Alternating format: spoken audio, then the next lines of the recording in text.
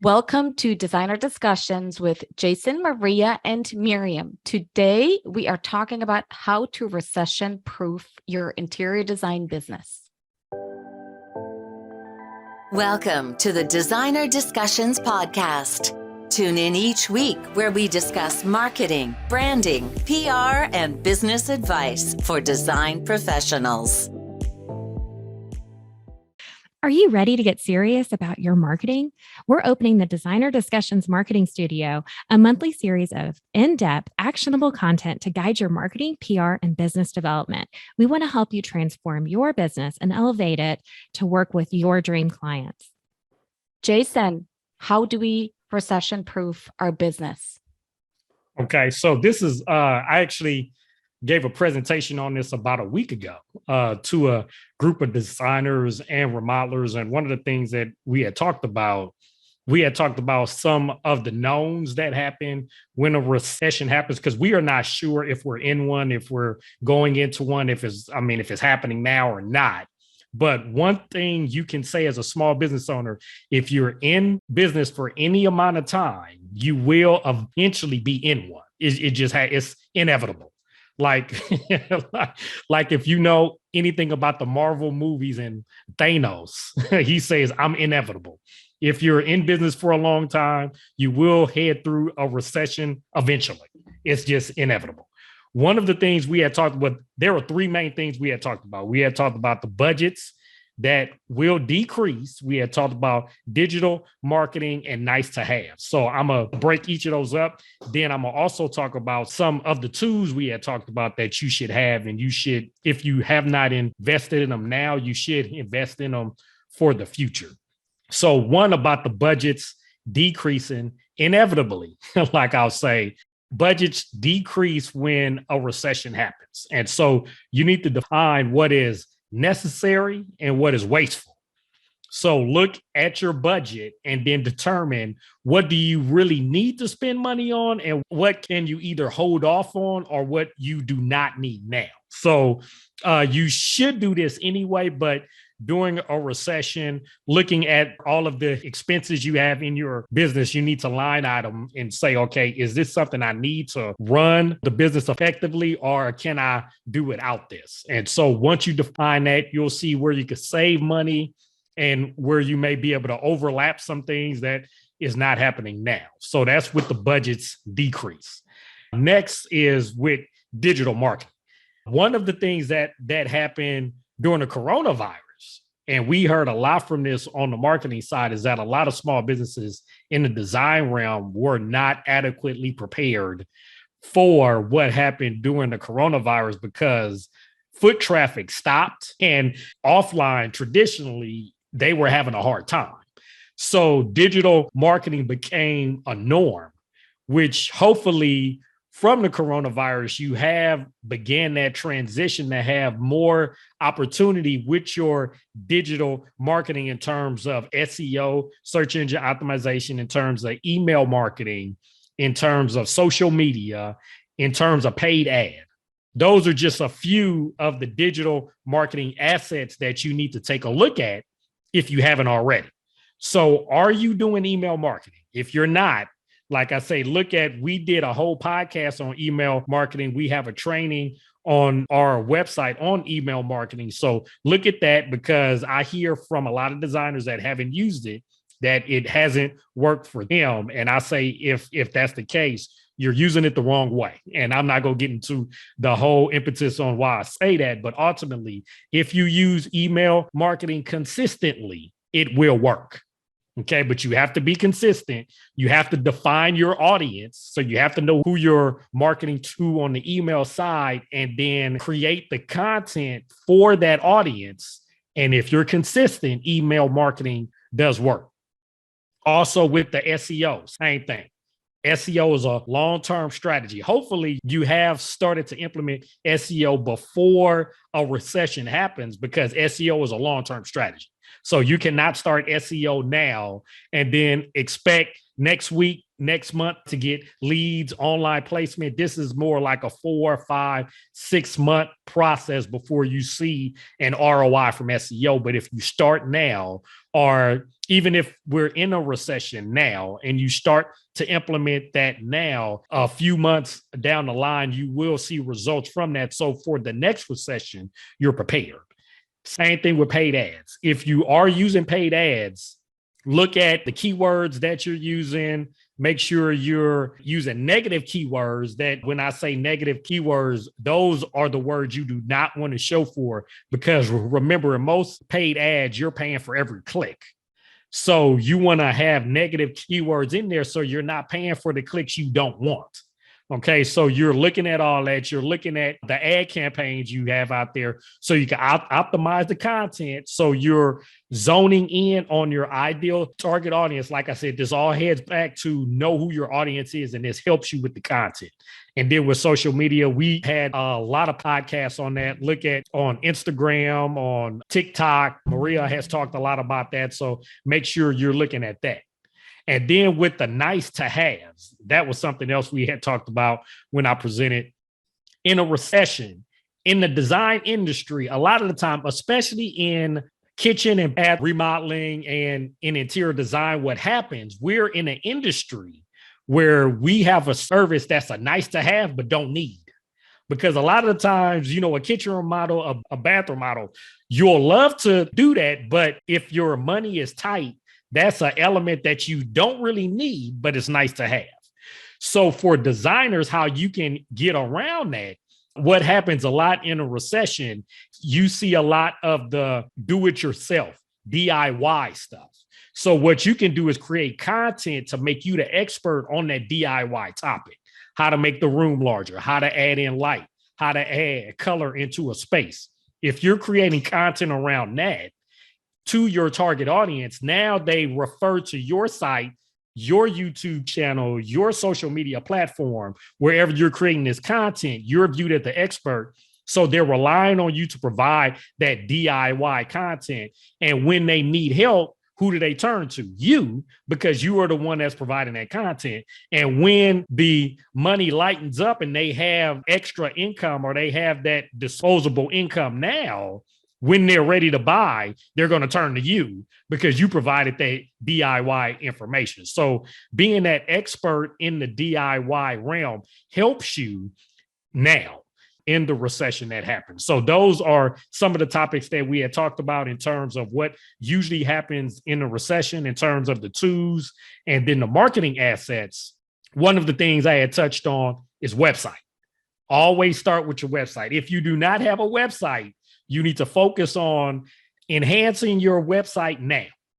Because what I find when I talk to a lot of designers and remodelers is they have a website, but it's like 4, 5, 6, 7, 8, even a decade old. And if you haven't enhanced your website in years, it's out of date. Because I know if you're in the design industry, I know you have done projects within the last year. I know you've done a new project within the last year. So if that is the fact, your website is out of date because you haven't placed on your site any of the new work that you've done.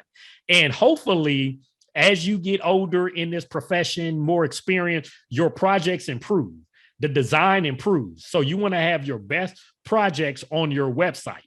So you need to make sure you're up to date on all the projects, all the styles that you are working in your industry, and your style is on your website. So make sure all of that is up to date.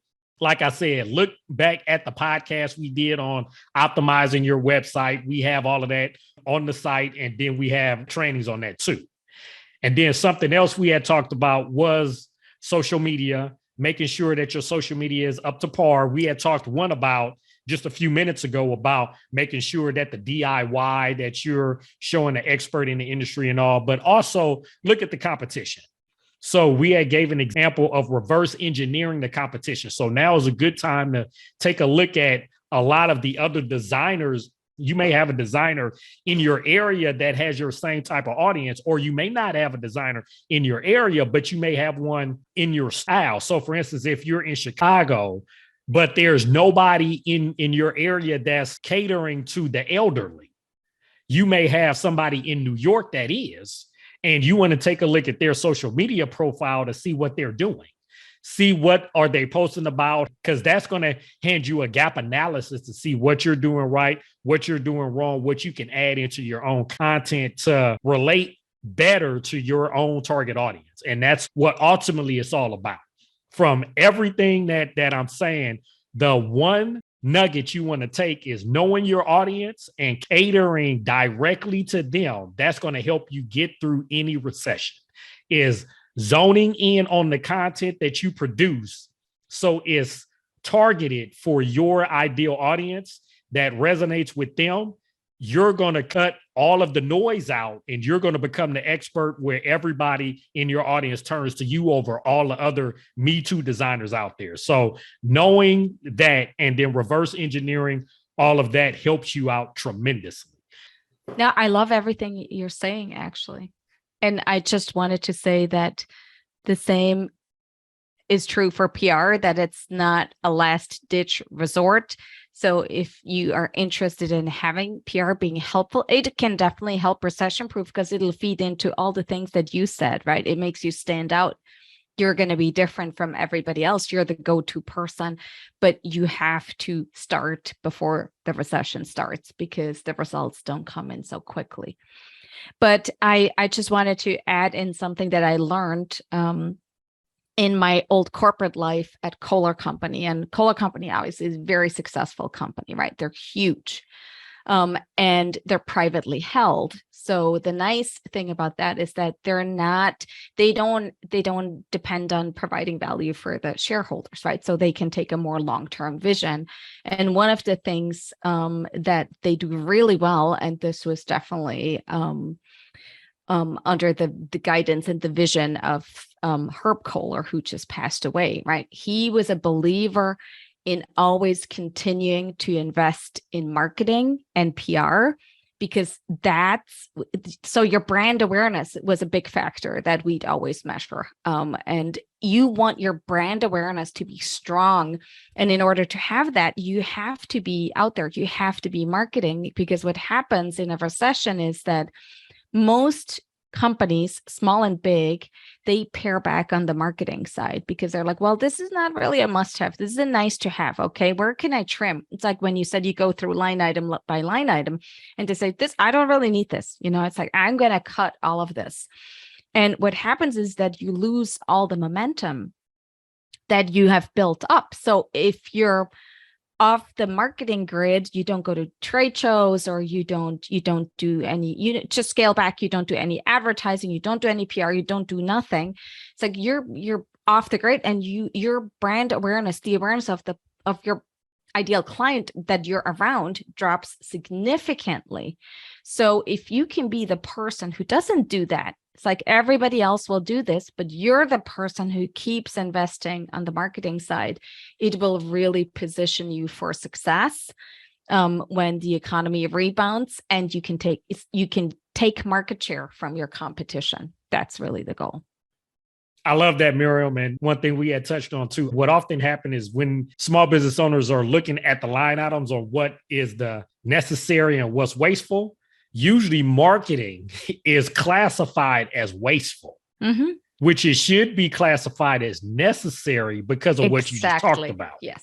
And so that helps you with brand awareness and getting through a recession, and also building market share beyond, because a lot of the competition is going to view marketing as wasteful. And so when the recession ends, you're better positioned to take more of the market share in your area. So that is so right on point. And one of the last items or tools we had talked about is that making sure that you're tracking what is happening. Because what I hear from, and what we've seen from a lot of small businesses in the design realm, whether they do marketing on their own or they hire out to do marketing, they don't really know what's working and what's not in terms of the marketing efforts. And tracking is vital to that. So if you do not have tracking in place, this is something that you need to invest in and do now. At a basic level, Google Analytics, Google Search Console are free tools that you could put on your website that helps you track all of the visitors that come to your site, how often they there, where they stay, what they're clicking on, what page they're landing on, what they visit, what they like, what they don't like. So you're learning a lot from that. Search Console is helping you develop and define that audience so you can target your marketing. And that also helps you out if you're doing any paid ads. And so tracking at a basic level is vital. And if you're doing any type of email marketing, you need to be on the paid account of any of the platforms you're on, whether it be MailChimp, Constant Contact, Aweber, whatever you're using for your email service provider. Make sure you're using the paid tool, not just the free tool. The free tool does not allow you access to the analytics. And that's really what you need to optimize the campaign, to know what you're doing right, what you're doing wrong, and how to optimize for success. Those are just some of the ways that you can recession-proof your marketing efforts during any recession. And we hope this has been helpful information. And if you have any questions at all, feel free to reach out to us. Make sure to like, share, and comment on this episode and all the episodes we've had in the past. And we hope to see you all here next week on Designer Discussions. Are you ready to get serious about your marketing? We're opening the Designer Discussions Marketing Studio, a monthly series of in-depth, actionable content to guide your marketing, PR, and business development. We want to help you transform your business and elevate it to work with your dream clients. We hope you enjoyed this episode of Designer Discussions. What was your takeaway?